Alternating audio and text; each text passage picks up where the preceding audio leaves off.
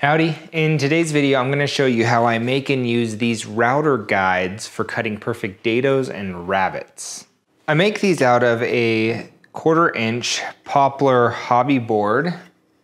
You could possibly do it out of plywood, but you're going to get more tear out, which doesn't lead to a nice line. So I'm going to go ahead and use a solid piece of wood, and that's why I use the hobby board. I already have a 1/2 inch and a 3/4 inch. So I'm gonna go ahead and make a 1/4 inch to complete a set here. What I've done over here is I set up a little station on my portable workbench.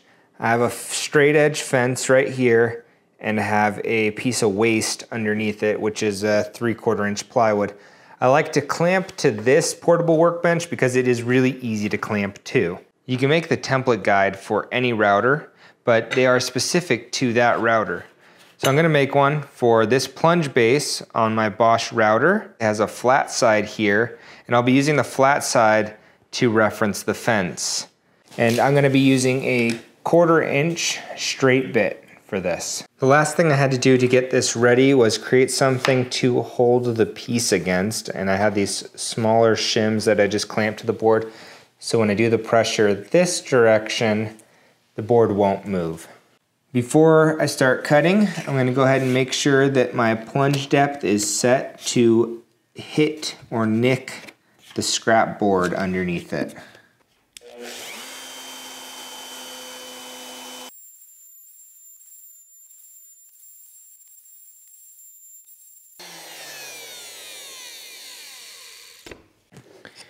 And here we have it, a nice slot that's a 1/4 inch, and we also got these little end nooks in case we want to measure it just a little bit longer.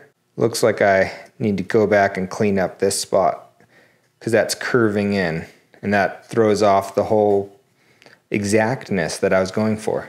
The next thing I have to do, which I love doing, and that is writing on my jigs what they are for reference. So this is a 1/4 inch and it's a Bosch plunge base, or it's for the Bosch plunge base. There are 3 different ways that you can use this measuring jig. First way is the most basic, and that's to cut a dado that is the exact width here. And the way we can do that is I marked out a line where I want the top of my dado to be. And I'm going to go ahead and line this up so that way the line exactly matches with this top side of the opening. And I even have these little overhangs that I could use for assurance. When I have that exactly where I want it to be, I can clamp it down or hold it down and attach the fence. Now in this particular orientation, there's not much room to attach the fence, so I would just flip it this way and use the top line there and put my fence over here like this. Okay, so now we have the fence, and the astute observer would notice that I added some extra scrap wood to support the clamping, so that way I'm not pushing this piece down.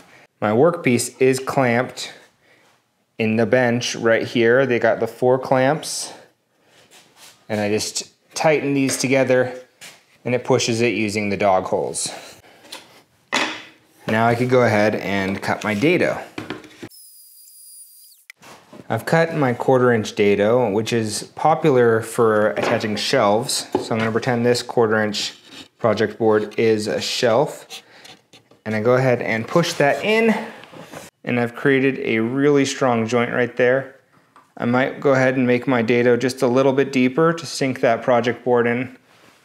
The next way it can be used is to cut a dado for a fraction where they do not make a router bit, such as 27/64.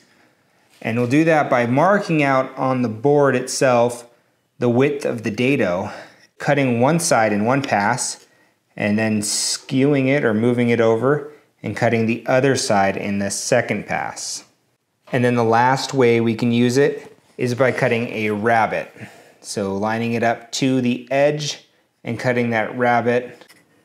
Thank you for watching my video on this little jig that I made. I hope it was helpful. If you liked it, please subscribe to my channel, and I'll see you on the next video.